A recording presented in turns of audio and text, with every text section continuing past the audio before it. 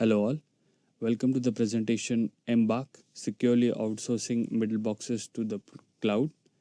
Presenters for this presentation are Indranil Kulkarni, Pradyumna Niyok, and Piyush Tripathi. Let us start with the first slide, which would be the motivation behind this paper. This paper is solely based on the concept of middle boxes and their usage in cloud. Let us understand first of all what is a middle box. It is a networking device that transforms, inspects, filters, or otherwise manipulates the traffic for purposes other than packet forwarding, such as firewalls, in NATs, proxies. Um, they are a vital part of the networks, and with this, they bring in a lot of high end or significant problems such as high cost, inflexibility, or complex management. They come with high infrastructure and management costs, which result from their complex and specialized processing. And that is why it is overhead in any enterprise organization's network infrastructure. So the solution to the middle box problem would be outsourcing the middle blocks out of your organization to a third party, which will conduct it as a service. There are currently couple of middle boxes that are already being outsourced by services like Aplomb, APLOMB. It is a system which redirects an enterprise's traffic to the cloud for middle box processing. So, as you can see, that services can be used can use middle boxes as an outsource entity, which will reduce the high end overhead to any organization. With outsourcing, we will now see what kind of challenges are are raised while outsourcing the middle boxes, primarily confidentiality and privacy. When you're going to outsource such a key component of your network infrastructure, which is the middle box, to a cloud, you will surely be concerned about the confidentiality of the data that is being transferred from your company to the cloud, and so forth. Basically, the cloud sees the traffic unencrypted, which means that your cloud provider has access to your all the datas. They can go through all your data packets, payloads, and headers, which consists of your sensitive data. And given that the cloud provider have all the power in their hand to to use it to probably breach your data. It is extremely insecure and untrustworthy for a particular enterprise organization to outsource the middle box into the cloud. So what else can be done to prevent this? The authors came up with end-to-end encryption. If the organization uses end-to-end encryption at both the ports, at the gateway as well as the cloud port, the middle boxes are still insecure, and data can still be leaked out of them, and there are few middle boxes that can not even process the traffic. Hence, a privacy of your data and maintaining the confidentiality with the cloud provider is one of the most key components that we will be discussing in this particular paper and this presentation. So that raises a very important question. Can we outsource middle boxes to process traffic for an enterprise without compromising the enterprise's traffic? So the answer is yes, using Embark, which is the first system that enables a cloud provider to support middle box outsourcing while maintaining the client's confidentiality. So basically, what Embark does is it encrypts the traffic that reaches the cloud and enables the cloud to process the encrypted traffic without decrypting it. It supports a wide range of middle boxes such as firewalls, NATs, web proxies, load balancers, data exfiltration systems, and Embark supports these applications with competitive performance in terms of the network connectivity, the data transfer, and security. Next, we'll get to check what are the features provided by Embark. One would be the main feature, which is middle boxes in the Embark operate directly over the encrypted traffic without decrypting it. This is the main feature which provides confidentiality of data between the enterprise organization and the service provider, which is the cloud. Second would be support for a wide range of middle boxes such as firewalls, NATs, web proxies, deep packet inspections, DPIs, and each type of middle box is supported with a different type of encryption schemes, which we will get to know in the next slides. But to discuss more on the encryption scheme, one would be prefix match, and the second would be the keyword match. Keyword match allows the provider to detect if an encrypted value in the packet is equal to an encrypted rule. So if you have provided an encrypted rule which has a specific keyword and it matches something in the encrypted value in the packet, it is immediately detected. Second would be the prefix match, which would allow the provider to detect whether or not an encrypted value lies in the range of rule values. We will discuss more about these encryption schemes in detail in the next coming slides. And one more feature that I'd like to discuss about Embark is that it imposes negligible throughput overheads at the service provider from the data given by the authors. They mentioned that if a single core firewall operating over encrypted data achieves 9.8 Gbps, equal to the same for firewall over unencrypted data, their enterprise gateway can tunnel traffic at 9.6 Gbps on a single core. A single server can easily support 10.0 Gbps for a small medium enterprise. Let us see the support for middle boxes. So, as you can see this in this diagram here, there are 4 columns. One with the middle box, second with the type of functionality, third with the support, if it is supported or not, and the fourth is the scheme, which that is what type of encryption scheme is used for this particular middle box. So the second column, which is basically the functionality, indicates an encryption functionality that is sufficient to support the core functionality of the middle box. Basically,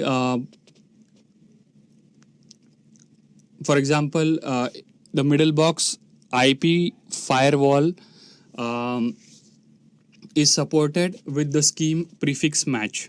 So you must be wondering what is the functionality mentioned in one of the one of the rows.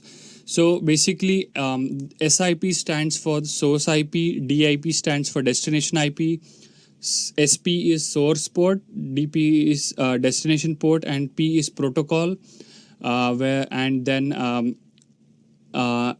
epsilon is the range of E, and bidirectional arrows denote if and only if, and match function indicates if X is a substring of S, and match apostrophe indicates an encrypted equivalent of match. So thus the tuple SIP, DIP, SP, DP and P denote the tuple describing a connection. So based on the values that we have provided, this is the functionality used by each middle box, and the scheme associated with it is provided in the scheme column, which is the prefix match or the keyword match.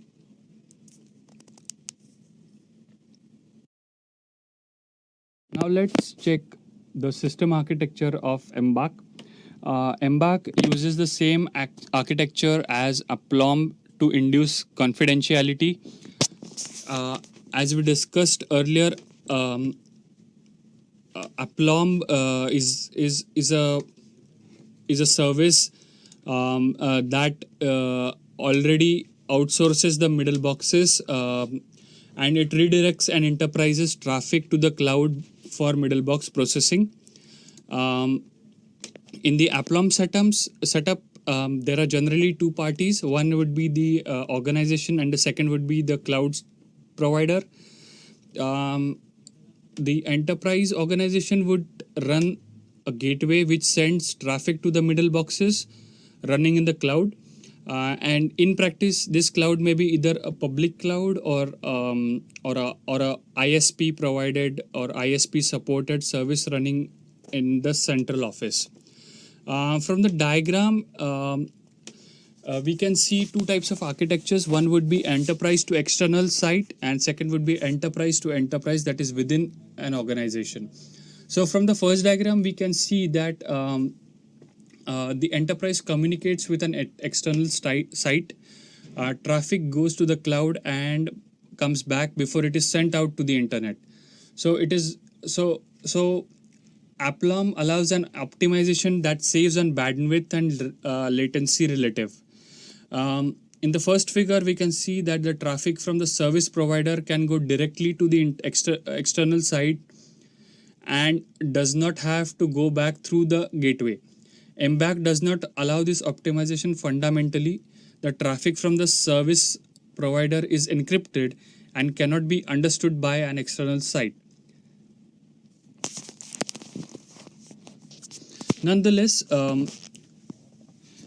we can see that for traffic within the same enterprise, where the key is known by the two gateways owned by the same company, we can support the optimization shown in the diagram. That is, the traffic from the gateway goes to the service provider and it is directly provided to the gateway of the enterprise too, that is within the organization. So the connection is directly sent to the middle boxes. It is encrypted and then it is forwarded to the server within the same enterprise. We've been discussing encryption for a long time. That is when an enterprise organization sends the data to a cloud, it gets encrypted. But what kind of encryptions are used? So we will get a general overview of what type of encryptions and what exactly happens during this process. First would be the Embark encrypts the traffic that is passing through the service provider. It encrypts both the header and the payload of each packet so that the service provider does not see the information. The headers are encrypted because they contain information about the endpoints, and hence the reason behind the headers getting encrypted. Then it provides the cloud providers with a set of encrypted rules. Typically, these rules might be header policies like firewall rules, or other network rules or filtering policies. For example, exfiltration policies or firewall exclusion policies.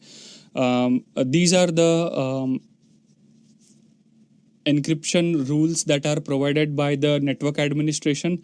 Hence, the gateway knows these rules, and these rules may or may not be hidden from the cloud.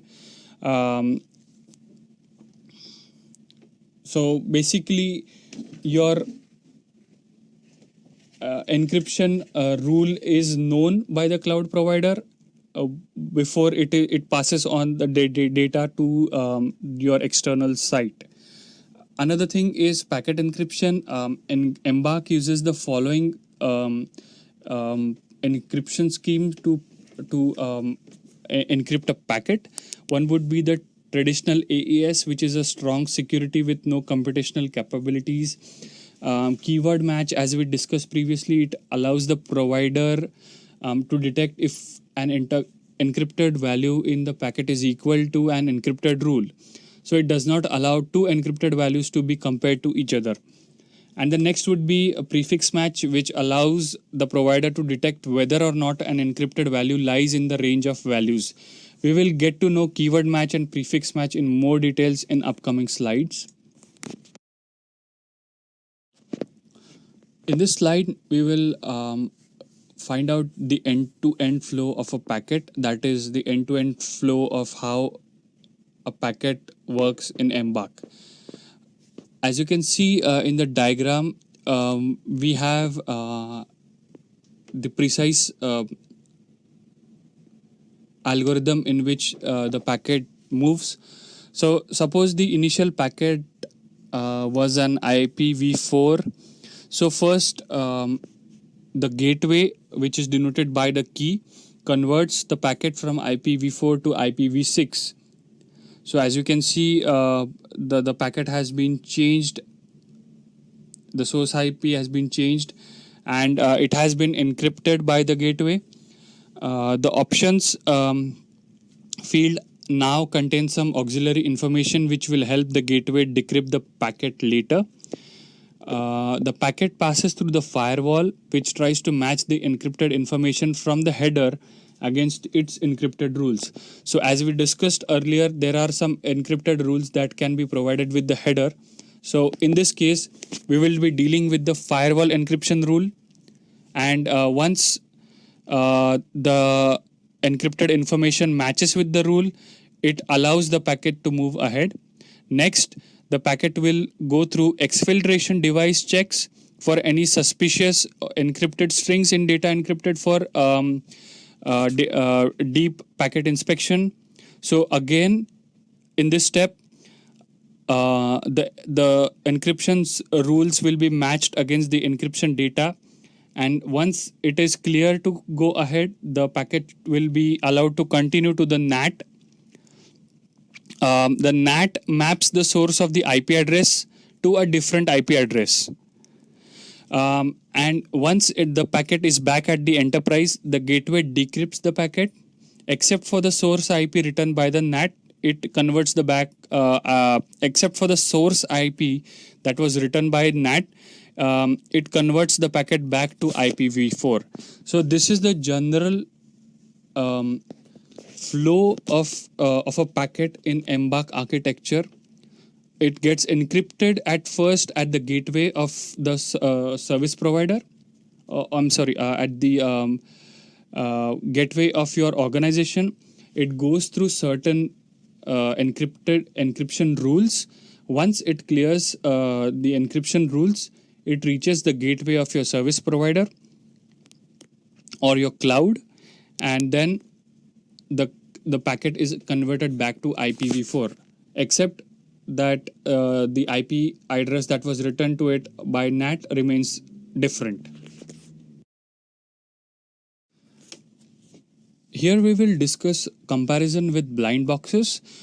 First of all, let us know what a blind box is. The authors designed blind box to operate on encrypted traffic for a specific class of middle boxes, specifically deep packet inspection, which is a middle box that inspects the payload of packets.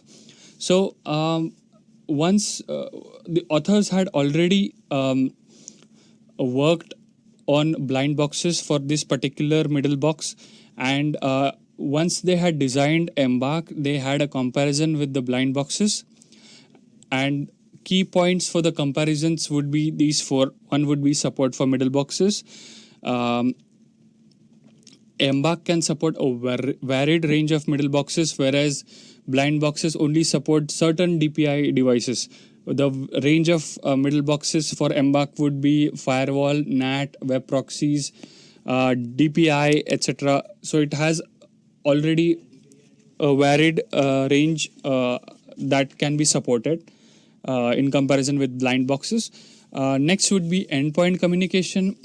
Endpoint communication in Embark is carried out only once, whereas the blind box requires 97 seconds to perform the initial handshake.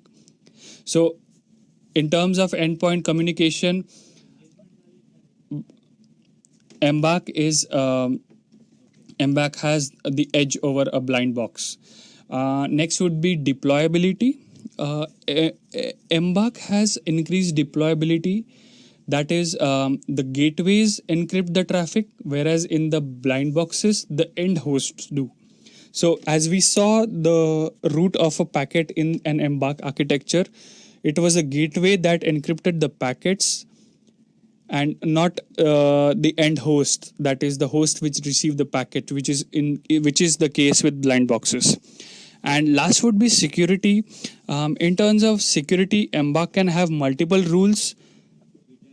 When I say rules, I mean encryption rules, the rules that we saw in the previous slide, wherein we were applying the rules for firewall or NAT or defiltration. So there is no per user connection overhead when it comes to Embark.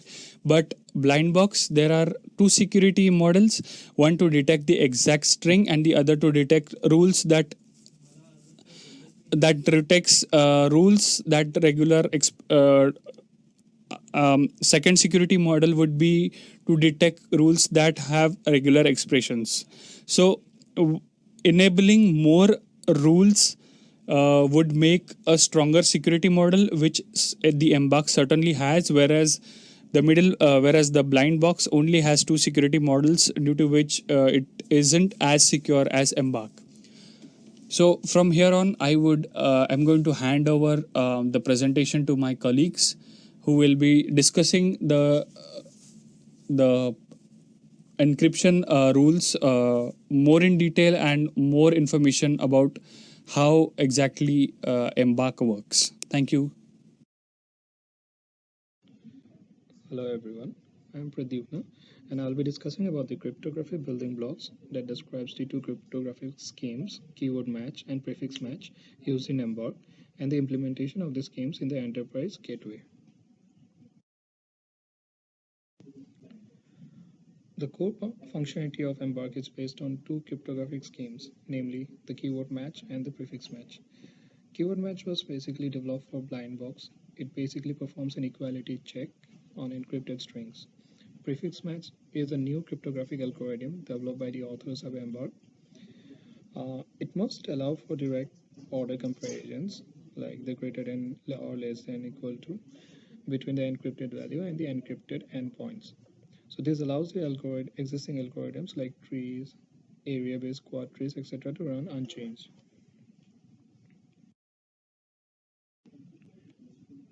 As mentioned earlier, keyword match was introduced by the authors of Blindbox. The scheme checks for the equality of encrypted strings. For example, let's consider the word malicious. This scheme will try to match the encrypted word malicious in the given text. This scheme also provides the data leakage security. In addition to that, the encryption is randomized and the same word in different flow will have different ciphertext. Prefix match is a new cryptographic scheme developed for Embark. The main goals of this cryptographic algorithm is to provide comparability on the encrypted text such that it can check for an encrypted value V if it falls in a given range between R1 and Rn. Also, it should not reveal the value of V and R when it finds the value. If, for example, if two values V1 and V2 that matches the same value Ri from the range, it should not reveal the ordering between V1 and V2. The prefix match mainly performs two basic operations: encrypt ranges and encrypt values. To encrypt the ranges of prefixes, Embark follows the following steps. Prefixes are first ordered or sorted in an increasing order. It then constructs a non-overlapping interval I in the range of the prefixes. The prefixes are then encrypted based on the intervals such that P belongs to the prefix of I. As you can see in the slide, the IP address 10.0.0.0 is now encrypted to 62.0.0.0. Another point to note on the slide is the encryption of the IP 192.168.0.0. As you can see this IP is represented by two encrypted values, that is 3.0.0.0 and 162.0.0.0. Also, 192.168.1.0 and 192.168.0.0 has the same encrypted values. This happens because when a prefix overlaps partially with another prefix, it will have more than one encrypted prefix because it is broken into intervals. For example, to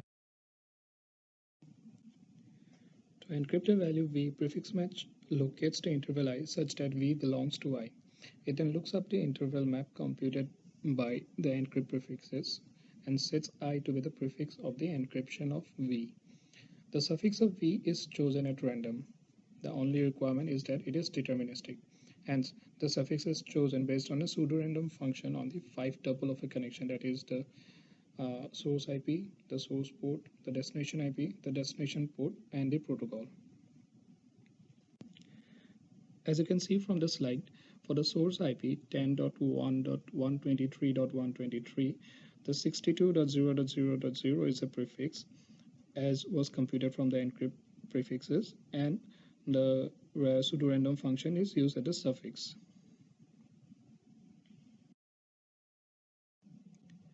The prefix match algorithm explained in the previous slide has some challenges of its own. If we use IPv4, it is bound to have some collisions. So to avoid that, we would be using IPv6. Also, to support NAT and load balancers, we use a pseudo-random function which is seeded by the 5-tuple of a connection, that is the SIP, DIP, SP, DP, and the protocol. Also, to enable decryption, we store the AES of the source IP in the IPv6 options field itself. Now let's discuss the implementation of Embark as an enterprise gateway. Enterprise gateways provide two basic services. It forwards packets to the service provider. It receives packet from the service provider. Embark works at the gateway level. It encrypts the data before it is forwarded to the cloud, and it decrypts the data at the receiver end. It does not encrypt the data packet as a whole. Rather, it encrypts the fields that are present inside the packets. It performs the per packet operations and is parallelizable, so it provides scalability and low complexity.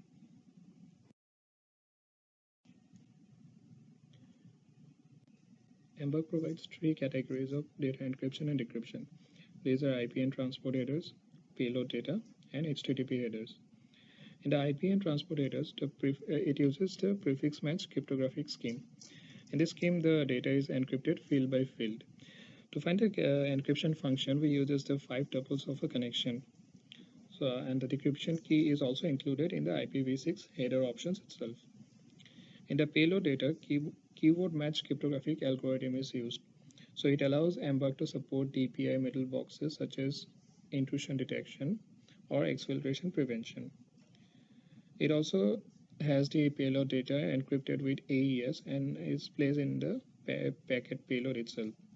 So this data is required for the decryption at the gateway.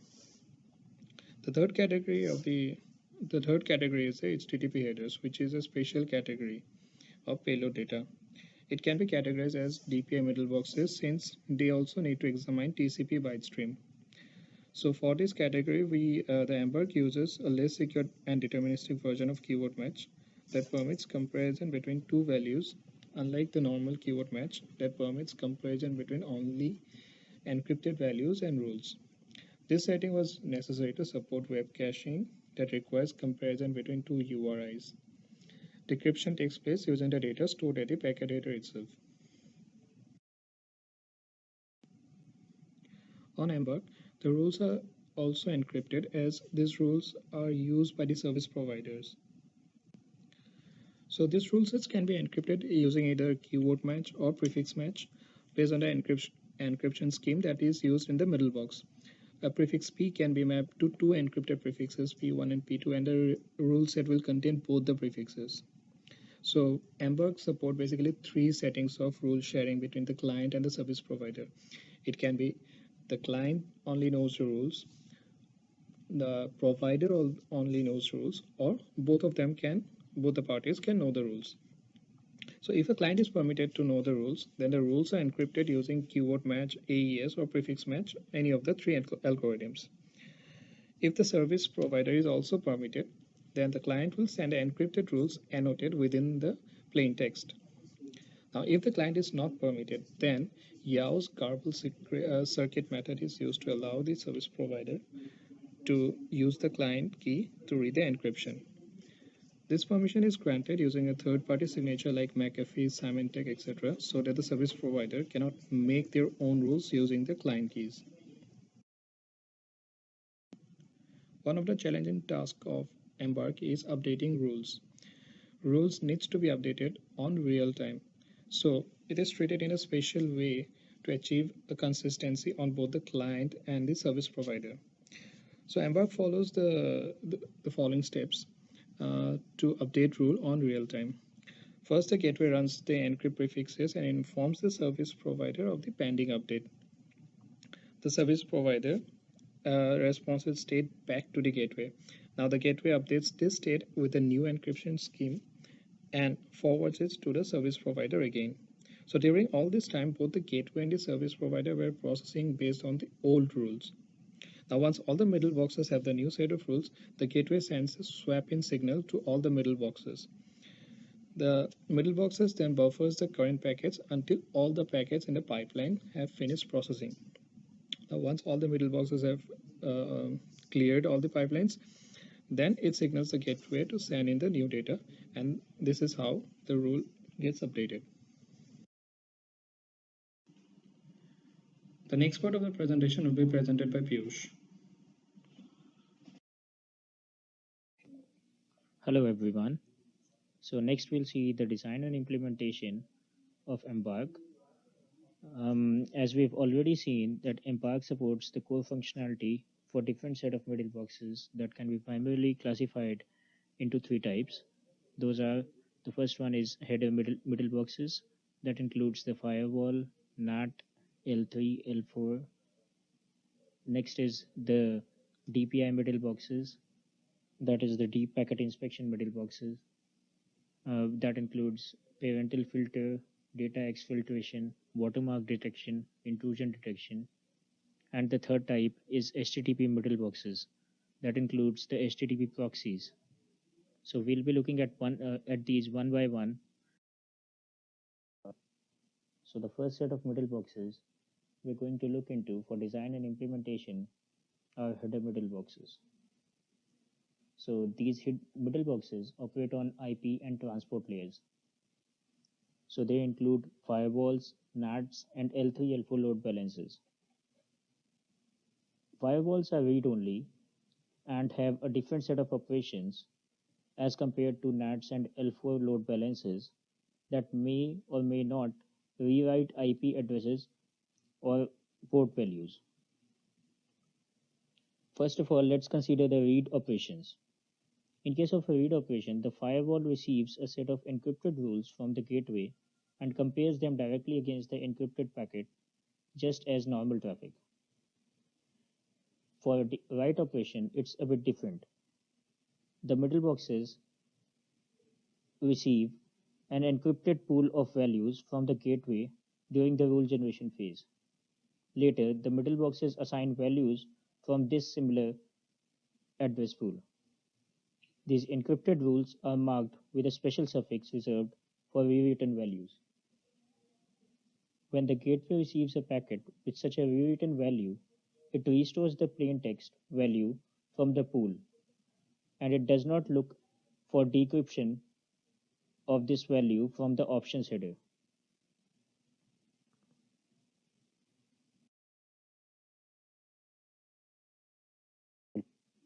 The next set of middle boxes we'll be looking into are DPI middle boxes or deep packet inspection middle boxes. The modification of middle boxes that perform deep packet inspection operations are similar to those that were performed in blind box. As in the case of blind box, the search is made through the encrypted extension channel and not the packet payload themselves. In case there is a blacklisted term observed in such a case, it is either blocked or is logged so that it can be looked into in the future. Embark also improves the setup time and security for regular expression rules, as we have seen previously. The next set of middle boxes are HTTP middle boxes. The parental filters and HTTP proxies usually read the HTTP URI from the extension channel. If the parental filter observes that there is a blacklisted URI, it drops the packets that belong to that connection. Now, let's understand the working of a web proxy. When a client opens a new HTTP connection, a typical proxy will capture the client's sync packet and open a new connection to the client, as if the proxy were the web server. Second, the proxy then opens another connection in the background to the original web server as if it were the client. When the client requests for some new content, if the content is present within the proxy's cache, it will forward that content to the client. But in case this is not the case and the content is not present in the proxy's cache, it will ask the web server get the content from there, cache it within itself, and then provide that content to the client. The proxy has a map of encrypted file path to encrypted file content. We have two possible cases. One is a hit and other is a miss. In case of a proxy, if there is a cache hit, the proxy sends the encrypted file content from the cache using the existing HTTP connection. Even without being able to decrypt IP addresses or ports, what Embark provides that the proxy can still accept the connection, as the gateway encrypts or decrypts the header files transparently. In case of a cache miss, the proxy opens a new connection and forwards the encrypted request to the web server. When the response is received, the response packets from the web server are encrypted by the gateway and received by the proxy. The proxy then caches and sends the encrypted content back. The content is separated into packets. These packet payloads are encrypted on a per packet basis, hence the gateway can decrypt them correctly. Now let's look at the limitation of the design and implementation of Embark. First, consider that Embark supports the core functionality of a wide range of middle boxes, but it cannot provide the middle box functionality for all the outsourcing middle boxes or functionalities that can be made available. One such case is for intrusion detection, because Embark does not support regular expressions that cannot be expanded in a certain number of keyword matches. It cannot provide the intrusion detection service. Secondly, Embark does not support application level middle boxes such as SMTP firewalls, application level gateways, or transcoders, as it mainly works on IP and transport layer. The problem here is that these middle boxes parse the traffic in an application-specific way, and such parsing is not supported simply by keyword match. And thirdly, Embark does not support port scanning, because the encryption of a port depends on the associated IP address. After the design and implementation, we look into one of the most important part of this paper, that is the evaluation of Embark. Here we'll investigate Embark from a performance perspective. The gateway for this was built using an off-the-shelf 16-core server with 2.6 GHz Xeon E5 2650 cores and 128 GB RAM. The deployment of the prototype gateway was done in a lab, and the traffic redirection was done from 3 server testbed through the gateway. These 3 client servers had the same hardware specifications as the server that was used as the gateway.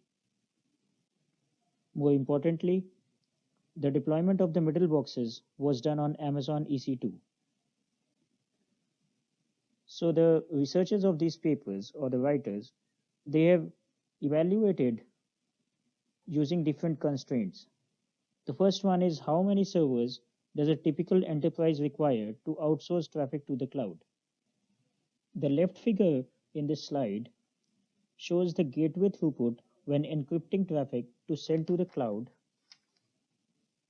first with normal redirection, then with Embark's L3 L4 header encryption, and finally with L3 L4 header encryption as well as stateless HTTP proxy encryption. The important part over here is that the middle one is the one that we are looking into, that is the Embark implementation.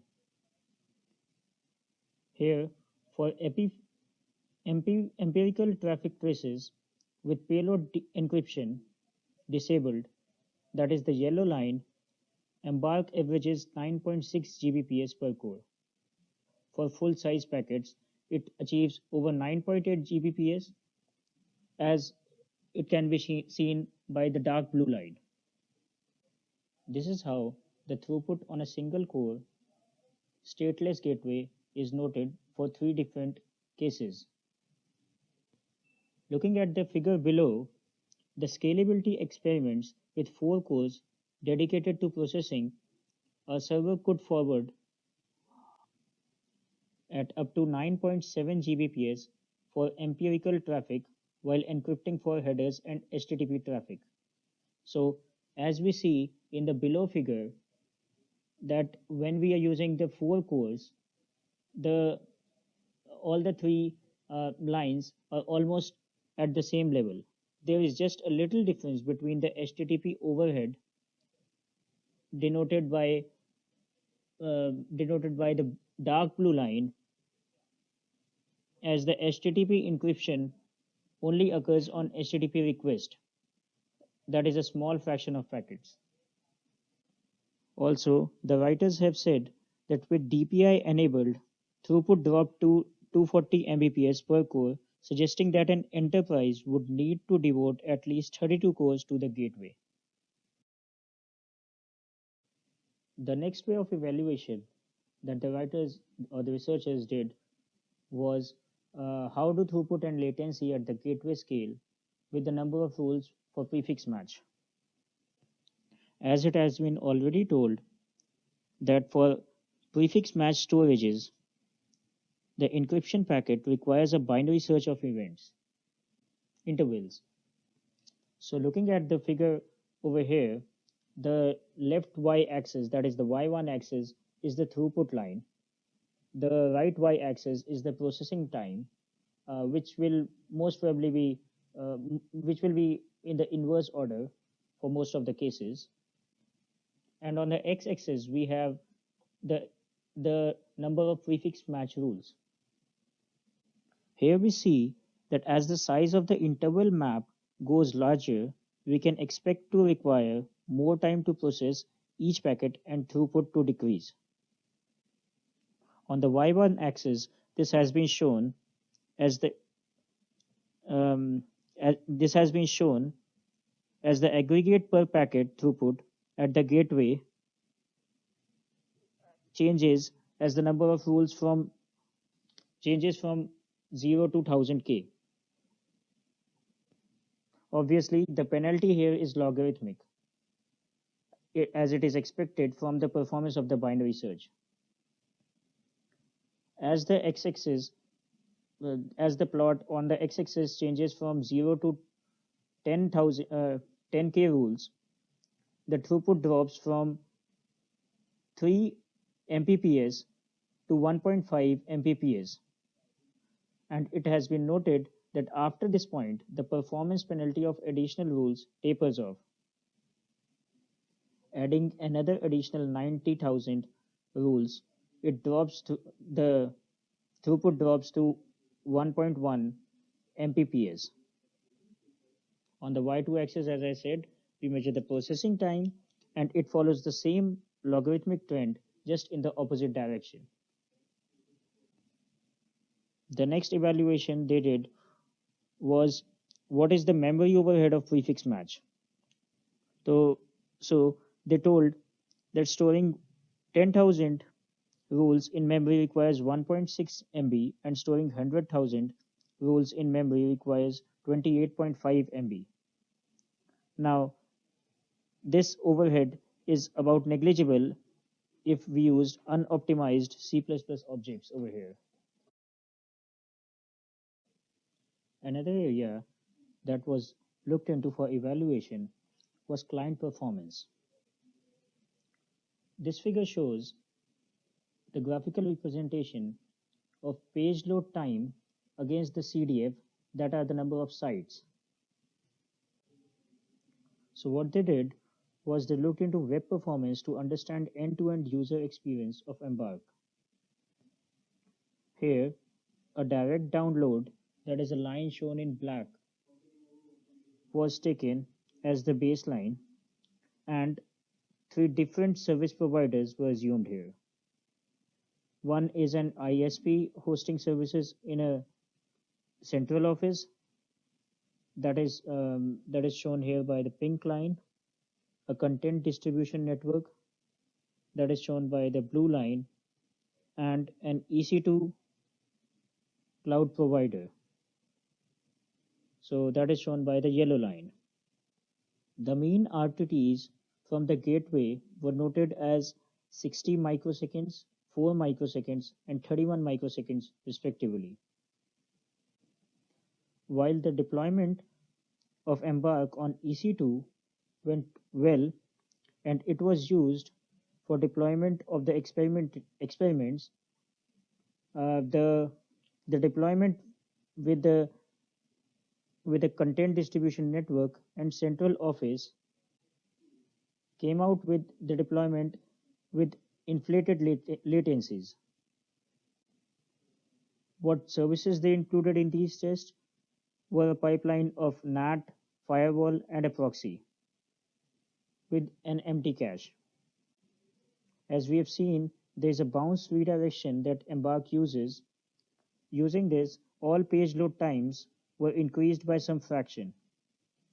In the median case, this increase was less than 50 milliseconds for ISP or central office, 100 milliseconds for the CDN, and 720 milliseconds using EC2. Hence, ISP-based deployments cannot be perceived by the human eye, but definitely a CDN or a cloud deployment will be something that will be easily understandable by just looking at it. So to conclude, I would say that there are already existing applications that work similar to Embark, but they lack in confidentiality aspects that are provided by Embark. Embark provides a better and secure middle box solution, such that the middle boxes provide different services such as firewalls, NATs, through the cloud, and are accessed by the gateways, and this is done in the encrypted and secure manner. Embark also provides high speed and IP encryption, as we already discussed. Embark has less overhead when compared to Blindbox and Aplomb, and Embark does not require per user connection, as is in the case of Blindbox. As we know, Blindbox cannot support equality-based operations on encrypted middle boxes such as firewalls, proxies, load balancers, NAT, and Embark. And Embark supports these operations through prefix matching. So these are the things that Embark take into account. And to conclude, we would say that Embark provides a very secure middleware solution to such a problem.